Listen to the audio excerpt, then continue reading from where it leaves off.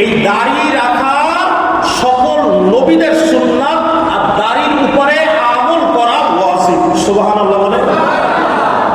কিছুদিন পূর্বে বাংলাদেশ পুলিশের 3 জন সদস্য দাড়ি রাখার কারণে, আমার প্রিয় মাতৃভূমি বাংলাদেশ, যে বাংলাদেশের 90 থেকে 95% মুসলমানের দেশ, যে বাংলাদেশে দাড়ি রাখার জন্য গভর্নমেন্টের মাধ্যমে আপনারা বলেছেন ফ্যাসিস্ট স্বৈরাচার সরকার এই করছে ওই করছে, এখন তো ফ্যাসিস্ট নাই স্বৈরাচার নাই। এই আমলে এসে 36 জুলাই আন্দোলনের পরে অসংখ্য অগণিত যুবকদের রক্তের উপরে পা রেখে যারা ক্ষমতার মস্তদে বসেছে, সেই বাংলাদেশে দাড়ি রাখার অপরাধে আমার দেশ থেকে পুলিশ সদস্যদেরকে বহিষ্কার করা হলো কেন? কোন অপরাধে? কোন অপরাধে বলেন? আপনার দলের নিয়ম থাকতে পারে, দাড়ি ছিল না দাড়ি রাখছে, আপনি শোকাজ করেন, ডাকবেন বিভিন্ন ভাবে। দাড়ি রাখার অপরাধে চাকরিচ্যুত করা, বহিষ্কার করার কোন অধিকার মুসলিম রাষ্ট্রে একজন মানুষের হতে পারে না।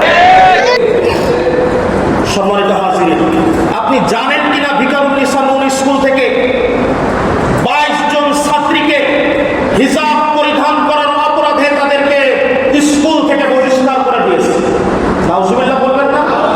ওই মেয়েগুলা হয়তো আপনার আমার মেয়ে না হতে পারে, কোনো না কোনো মায়ের সন্তান, কোনো না কোনো বাপের সন্তান, কোনো না কোনো ভাইয়ের বোন, কোনো না কোনো বোনের বোন। ওরা মুসলমান, ওদের পিতামাতা মুসলমান, ওরা আল্লাহর বিধান, পর্দা, ফরজ, আইন, হিজাব করে স্কুলে যাওয়ার কারণে একসাথে 22টা ছাত্রীকে বহিষ্কার করা হয়েছে। এই সাহস কোথায় পেয়েছে? কে দিয়েছে এই সাহস? কোথায় পায় এই সাহস? আজ যদি রাসূলুল্লাহ সাল্লাল্লাহু আলাইহি ওয়াসাল্লাম জীবিত থাকতেন, তাহলে বুঝতেন সিরাতুন নবী কি জিনিস।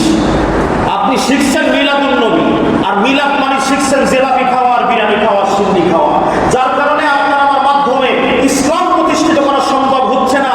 কাফের বেদিন ইহুদ নাসারারা আমাদের উপরে পা রেখে আমাদের নিয়ামতগুলো তারা ভক্ষণ করে, আর আমরা মুসলমান গাদ্দার হয়ে নিশ্চুপ হয়ে ঘুমিয়ে থাকি। কথা বলেন ঠিক কিনা?